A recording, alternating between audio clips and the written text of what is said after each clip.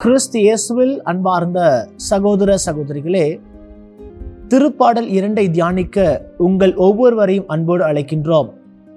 கடவுளால் தேர்ந்தெடுக்கப்பட்ட அரசர் என்ற தலைப்பின் கீழாக 12 இறைவசனங்களை உள்ளடக்கிய ஒரு பகுதியாக அமைந்திருக்கின்றது இந்த திருப்பாடல். முதல் பகுதியிலே பார்க்கின்றோம், ஒரு எதிர்மறை எண்ணத்தோடு ஆரம்பிக்கிறது இந்த திருப்பாடலுடைய வார்த்தைகள். 12ஆம் வசனத்தினுடைய வார்த்தைகளை பார்க்கின்ற போது நேர்மறையாக இருக்கிறது. அப்படி என்றால் என்ன? அரசர்கள் யாரால் தேர்ந்தெடுக்கப்பட்டார்கள்? அரசர்கள் மனிதனுடைய வாழ்விலிருந்து எடுக்கப்பட்டவர்களா அல்லது கடவுளால் திருப்பொழிவு செய்யப்பட்டவர்களா என்பதை பற்றி எடுத்து கூறுகிறது இந்த திருப்பாடல். முதல் வசனத்திலே பார்க்கின்றோம், இதோ மக்கள் ஒவ்வொருவரும் அரசருக்கு எதிராக கிளர்ச்சி செய்கிறார்கள், அரசருக்கு எதிராக சீறி எழுந்து கொண்டிருக்கிறார்கள், அரசர் மீது கோபப்படுகிறார்கள். காரணம் என்ன?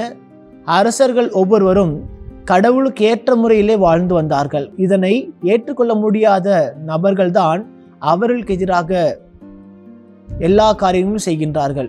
ஆக இப்படிப்பட்ட மனிதர்களுக்கு கடவுள் கொடுக்கின்ற பதில் என்ன? குறிப்பாக சுருக்கமாக சொல்ல வேண்டும் என்று சொன்னால், கடவுளால் திருப்பொழிவு செய்யப்பட்ட நபர்களை கடவுள் எப்படி பாதுகாக்கிறார் என்பதற்கு சிறந்த உதாரணமாக இருப்பதுதான் இந்த திருப்பாடல். பிரியமான அன்பு சகோதர சகோதரிகளே, இதோ முதல் வசனத்திலே பார்க்கின்றோம், மக்கள் ஒவ்வொருவரும் அரசருக்கு எதிராக குரல் கொடுக்கின்றார்கள். ஆனால் கடவுளால் திருப்பொழிவு செய்யப்பட்ட நபர்களை கடவுள் எப்படி பாதுகாக்கிறார் என்பதை பற்றி எடுத்து கூறுகிறது இதனை தொடர்ந்து வருகின்ற இறைவசனங்கள். விண்ணகத்தில் இருக்கின்ற ஆண்டவர் அவர்களை பார்த்து எள்ளி நகைக்கின்றார். அவருடைய சினம் அவர்களை அழ செய்கிறது, கலங்கரிக்கிறது என்று சொல்லி ஒரு சில வார்த்தைகளான கொடுக்கப்பட்டிருக்கிறது. அப்படி என்றால் கடவுளால் திருப்பொழிவு செய்யப்பட்ட மனிதர்களை, அரசர்களை கடவுள் பாதுகாக்கிறார், பராமரிக்கிறார் என்பதுதான் இதனுடைய மையமாக இருக்கிறது. பிரியமானவர்களே, கடவுள் தேர்ந்தெடுக்கப்பட்ட மனிதர்களை அவர் பராமரிக்காமல் இருப்பதில்லை, மாறாக கண்ணின் மணி போல பாதுகாக்கிறார் என்பதையெல்லாம் எடுத்து கூறுகிறது இந்த திருப்பாடலினுடைய முக்கியமான வசனங்கள். பிரியமானவர்களே, அன்பார்ந்த சகோதர சகோதரிகளே, கடவுளுடைய சன்னிதானத்தில் இருக்கின்ற ஒவ்வொருவரையும் நாம் எப்படி பார்க்கிறோம்? அவர் சொல்கிறார், நீரே என் மைந்தர், இன்று நான் உம்மை பெற்றெடுத்தேன் என்று ஆண்டவர் கூறுகிறார். அது மட்டும் சொல்வதில்லை, மாறாக ஆண்டவரால் திருப்பொழிவு செய்யப்பட்டிருக்கிற ஒவ்வொரு மக்களையும் கடவுள் சொல்கின்ற வார்த்தை, நீ எது கேட்டாலும் நான் தருவேன், உன் விருப்பங்களை நான் நிறைவேற்றுவேன் என்று சொல்லி ஆண்டவர் ஒரு அருமையான வாக்குறுதி கொடுக்கிறார். இப்படியாக நமக்கும் சொல்ல வேண்டும் என்று சொன்னால் நாம் என்ன செய்ய வேண்டும்? 3ஆம் பகுதி சொல்லித் தருகிற பாடம், நாம் அனைவரும் விவேகத்தோடு செயல்பட வேண்டும். 2வது எச்சரிக்கையோடு இருக்க வேண்டும்.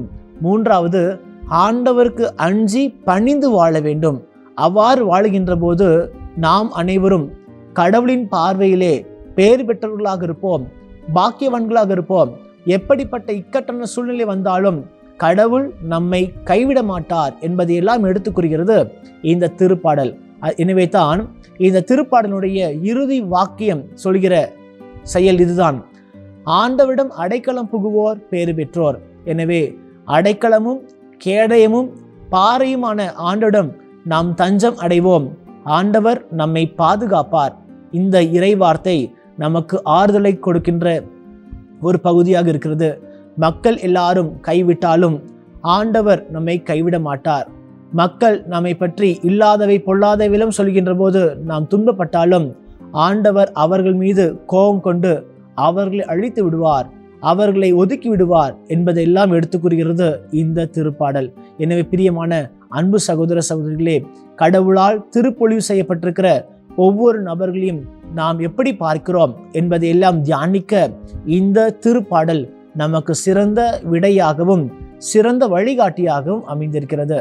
எனவே பிரியமான அன்பு சகோதர சகோதரிகளே, நீர் என் மைந்தர், நான் இன்று உம்மை பெற்றெடுத்தேன் என்ற ஒரு வார்த்தையும், உன் விருப்பங்களை என்னிடம் எடுத்து கூறு, அவற்றை நிறைவேற்றுவேன் என்று சொல்லி ஆண்டவர் கூறுகிறார். அப்படி என்றால் என்ன?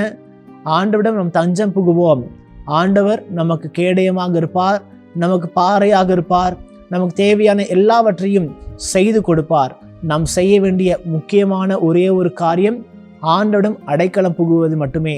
எனவே ஆண்டவரிடம் அடைக்கலம் புக இந்த நேரத்திலே நாம் உருக்கமாக மன்றாடுவோம். எங்களை அன்பு செய்கிற நல்ல தகப்பன் இறைவா, இந்த அருமையான வேலைக்காக நன்றி செலுத்துகிறோம். இதோ உம்மால் தேர்ந்தெடுக்கப்பட்டிருக்கிற அரசர்களை மக்கள் துன்புறுத்தினாலும் நீர் அவர்களை கைவிடுவதில்லை, அவர்கள் விட்டு விலகி செல்வதில்லை, அவர்களோடு இருக்கிறீர் என்பதை எங்களுக்கு உணர செய்திருக்கின்றீர். அதற்காக நன்றி செலுத்துகிறோம். அது மட்டுமல்ல பிரிய அன்பு தெய்வமே, இதோ இந்த நேரத்திலே எங்களுடைய விருப்பங்களை நீர் நிறைவேற்றுவீர். எப்பொழுது நாங்கள் உம்மிடம் அடைக்கலம் புகுந்தோம் என்றால் நீர் எங்களுக்கு துணையாக இருக்கிறீர் என்பதை எல்லாம் கற்றுத் தந்திருக்கிறீர். ஆண்டவரே, உம்மோடு நாங்கள் எந்நாளும் பயணிக்க எங்களுக்கு அருளையும் ஆசிரியையும் தந்தருள்வீராக. இந்த மன்றாட்டெல்லாம் எங்கள் ஆண்டவராகிய இயேசு கிறிஸ்துவையும் பார்த்து மன்றாடுகின்றோம். ஆமேன்.